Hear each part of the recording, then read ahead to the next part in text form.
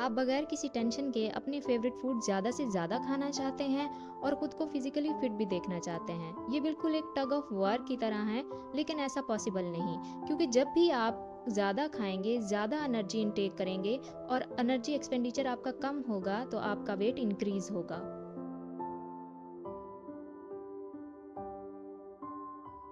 और जब आपका वेट इंक्रीज़ हो जाता है तो आप लोग क्विक वेट लॉस स्ट्रेटजीज़ की तरफ जाते हैं, जिसमें मोस्टली मेडिसिन का यूज़ करते हैं, क्रैश डाइट, फैट डाइट जैसी कैलोरिक रिस्ट्रिक्ट डाइट इस्तेमाल करते हैं। और सबसे पहले आप लोग खाना पीना बहुत कम कर देते हैं, क्योंकि आप लोगों को लगता है कि भूखा रहने से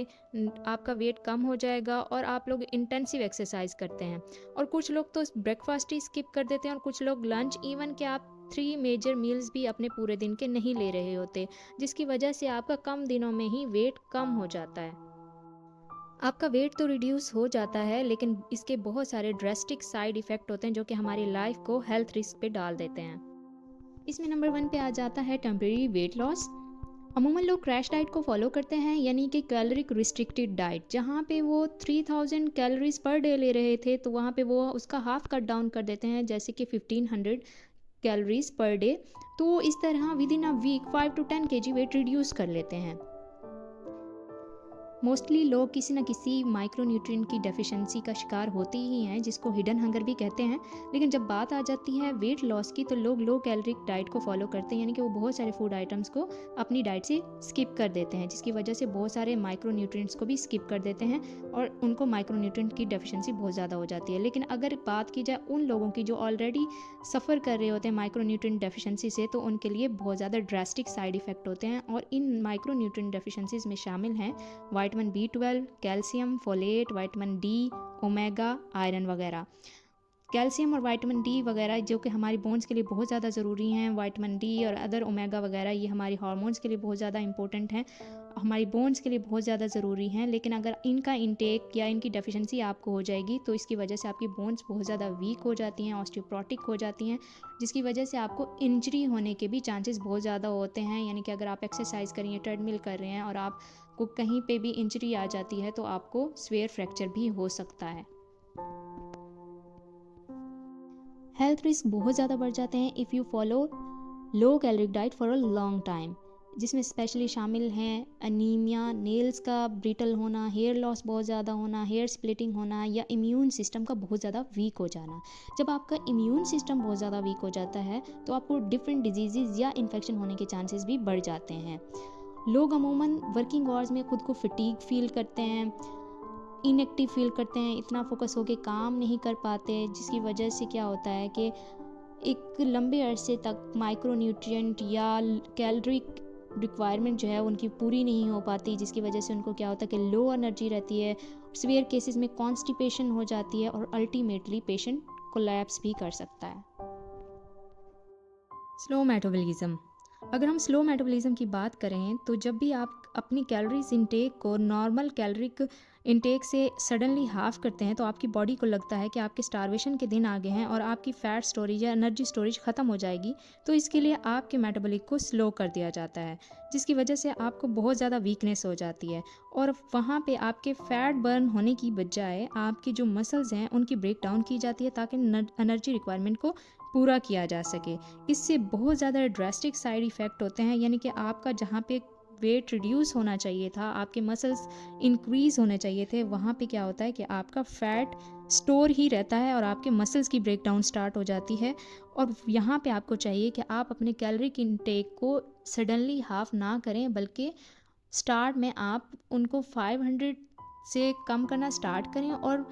Aahista Aahista day by day आप जो है ना अपने कैलोरिक इंटेक को रिड्यूस करें। सडनली आप इस तरह करेंगे तो आपका मेटाबॉलिज्म स्लो रहेगा और आपका फैट स्टोरेज वैसे का वैसा ही रहेगा।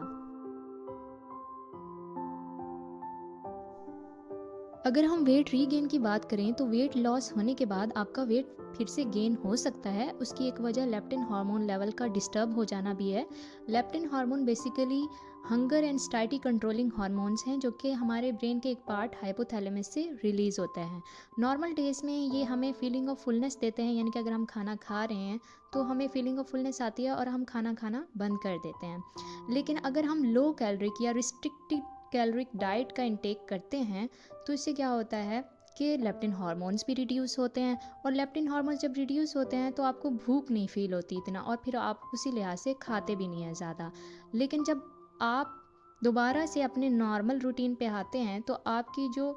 लेप्टिन हार्मोन्स हैं वो डिस्टर्ब हो चुके होते हैं, उनके लेवल्स नॉर्मल नहीं होते, जिसकी वजह से आपको फीलिंग ऑफ फुलनेस नहीं आती और आप कम खाने के चक्करों में बहुत ज़्यादा खाने लग जाते हैं और आपको पता भी नहीं चलता, और आपको फीलिंग ऑफ फुलनेस ना आने की वजह से आप ज़्यादा से ज़्यादा खाते हैं, जिसकी वजह से आपका जो वेट है वो गेन होना स्टार्ट हो जाता है, बजाय कि आपका वेट लॉस हो या वेट मेंटेन रहे। डिहाइड्रेशन, जैसे कि मैंने आप लोगों के साथ पहले भी डिस्कस किया है कि जब भी आप अपना फैट लॉस कर रहे होते हैं या इंटेंसिव एक्सरसाइजेस कर रहे होते हैं तो आपका वाटर लॉस बहुत ज़्यादा होता है। जब आपका वाटर लॉस बहुत ज़्यादा होता है तो आपकी बॉडी डिहाइड्रेट हो जाती है, यानी कि आपके इलेक्ट्रोलाइट्स का भी बहुत ज़्यादा लॉस होता है, यानी इलेक्ट्रोलाइट इम्बैलेंस भी आपका हो सकता है। इसके अलावा अदर कॉम्प्लिकेशंस जैसे कि मसल्स क्रैम्प्स होना, लो एनर्जी का रहना, हेडेक होना, डिजीनेस फील करना या वेट रीगेन होना, डार्क यूरिन का आना और एक्सट्रीम थर्स्ट। डार्क यूरिन और extreme thirst in severe cases आपको ये पता चल जाना चाहिए कि आप बहुत ज़्यादा डिहाइड्रेटेड हो और आपको अपनी बॉडी को प्रॉपरली हाइड्रेट रखना चाहिए। During quick weight loss journey आपका ना सिर्फ फैट लॉस हो रहा था बल्कि उसके साथ मसल्स का भी लॉस हो रहा होता है। इसके लिए आपको हाई क्वालिटी प्रोटीन की ज़रूरत होती है, यानी कि आपको हाई क्वालिटी प्रोटीन का इंटेक बहुत ज़्यादा रखना चाहिए। क्विक वेट लॉस आपकी मेंटल हेल्थ को भी बहुत बुरी तरह अफेक्ट कर सकता है, जिसमें ईटिंग डिसऑर्डर्स शामिल हैं, जैसे कि एनोरेक्सिया नर्वोसा हो गया या बुलिमिया नर्वोसा हो गया। एनोरेक्सिया नर्वोसा में पेशेंट जो है सेल्फ स्टारवेशन पे होता है, इंटेंस फेयर ऑफ फैट होता है, यानी कि उसे मोटापे से बहुत ज़्यादा डर लगता है, जिसकी वजह से वो इंतहाई कैलोरिक रिस्ट्रिक्टेड डाइट को फॉलो करता है, जिसकी वजह से उसका क्या है कि इंतहाई वेट कम भी हो जाता है। और बुलिमिया नर्वोसा में पेशेंट क्या है कि एक टाइम पे वो बहुत ज़्यादा खा लेता है, और बहुत ज़्यादा खा लेने के बाद यानी कि अगर वो एक रेस्टोरेंट पे गया जहाँ पे उसको एक टाइम में एक रेसिपी ट्राई करनी चाहिए थी, वो 3-4 खा लेता है, जिसकी वजह से उसे बाद में रियलाइज़ होता है कि उसने बहुत ज़्यादा कैलोरिक इंटेक कर लिया, तो फिर वो रॉन्ग मेजर्स लेता है, इनअप्रोप्रिएट मेजर्स लेता है, यानी वॉमिटिंग वगैरह या किसी भी लेग्जेटिव का यूज़ करके वो क्या है कि उसको बॉडी से एक्सक्रीट करने की कोशिश करता है ताकि जो है उसका वेट ज़्यादा ना हो और वेट में। इसी तरह डिस्मॉर्फोबिया भी है, यानी एक तरह का ये भी एक फेयर होता है पेशेंट को, यानी कि उसका जो फिज़िकली अपीयरेंस होती है वो उसको लेके बहुत ज़्यादा कॉन्शियस होता है, उसके साथ वो सेटिस्फाई नहीं होता, वो दूसरों को खुद के साथ कंपेयर करता है, यानी कि वो ये फील करता है कि दूसरे लोगों का वेट लॉस हो रहा है या उसका वेट लॉस नहीं हो रहा, या फिज़िकली अपीयरेंस में दूसरे लोग उससे अच्छे हैं, यानी कि वो एक कॉम्प्लेक्स का शिकार रहता है। एनोरेक्सिया नर्वोसा और बुलिमिया नर्वोसा जैसे ईटिंग डिसऑर्डर्स के लिए एक स्पेशल बिहेवियरल चेंज थेरेपी दी जाती है, जिसको सीबीटी भी कहते हैं। ये इन पेशेंट्स के लिए स्पेशली रिक्वायर्ड होती है। अगर इन डिसऑर्डर से पेशेंट लॉन्ग टाइम के लिए सफ़र करते रहें तो अल्टीमेटली इनकी डेथ भी हो सकती है। So after all discussion about the side effect of quick fat loss journey, we concluded कि हमें लो कैलोरिक डाइट या क्विक फैट लॉस जर्नी को फॉलो नहीं करना चाहिए, क्योंकि इसमें जो भी हम डाइट ले रहे होते हैं फिक्स्ड मेन्यू होता है, यानी कि आपके पास ऑप्शंस नहीं होते, आप बोर हो जाते हैं एक डाइट खा खा के, और जब आप मेंटली या आप उस चीज़ को एक्सेप्ट नहीं कर पा रहे तो उसके इफ़ेक्ट्स भी आप पे पॉजिटिव नहीं आते। बात करें लो कैलोरिक डाइट होती है तो लो कैलोरिक डाइट आपकी जो डेली रिक्वायरमेंट होती है, डेली एनर्जी रिक्वायरमेंट उसको पूरा नहीं कर पा रही होती, लैक ऑफ न्यूट्रिएंट्स होता है। सप्लीमेंट्स लोग यूज़ करते हैं खुद से ही, वो भी आपके लिए डेंजरस हो सकते हैं, पेशेंट टू पेशेंट वेरी कर सकता है। आप अगर सप्लीमेंट्स लें तो आप अपने हेल्थ कंसल्टेंट से ज़रूर डिस्कस करें। आपका मेटाबॉलिज्म स्लो हो जाता है, फैट लॉस होने के बजाय आपका जो है मसल लॉस भी हो रहा होता है, आपका वाटर लॉस हो रहा होता है, जबकि आपका फ़ैट लॉस होना चाहिए, जिसकी वजह से आपको बहुत ज़्यादा डिहाइड्रेशन भी हो सकती है। अगर आपका वेट गेन हो चुका है, आपके फ़ैट्स की परसेंटेज आपकी बॉडी में बहुत ज़्यादा है और आप फ़ैट्स को बर्न करना चाह रहे हो, अपना वेट लॉस करना चाह रहे हो,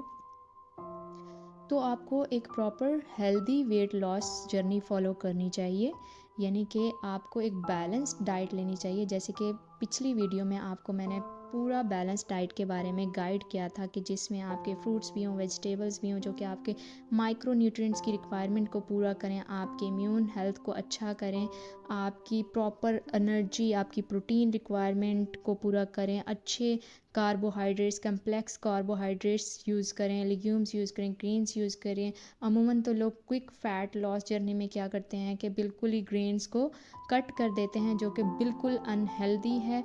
और अगर हम बात करें कि प्रॉपर न्यूट्रिशन के साथ अगर आप अपना वेट लॉस करते हैं तो ये बहुत ही अच्छा होता है, क्योंकि ये आपके ओवरऑल हेल्थ को मेंटेन करके चलता है, जिसकी वजह से आपके फैट्स बर्न होते हैं, ना कि आपके मसल्स लॉस होते हैं।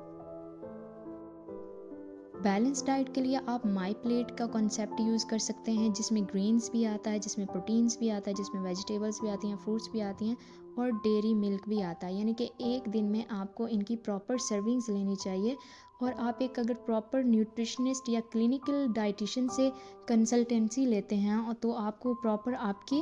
According to your physique, according to your weight, height, body measurements के अकॉर्डिंगली आपको प्रॉपर डाइट प्लान प्रोवाइड करेंगी, ताकि आपको कैलोरिक डेफिशिएंसी भी ना हो, आपका वेट भी लॉस हो और आपको माइक्रो न्यूट्रिएंट्स की भी डेफिशिएंसी ना हो, और आप एक हेल्दी वेट लॉस जर्नी को फॉलो करें, ताकि आपको बाद में कोई इश्यूज़ ना हो और आप एक परमानेंट वेट लॉस कर सकें।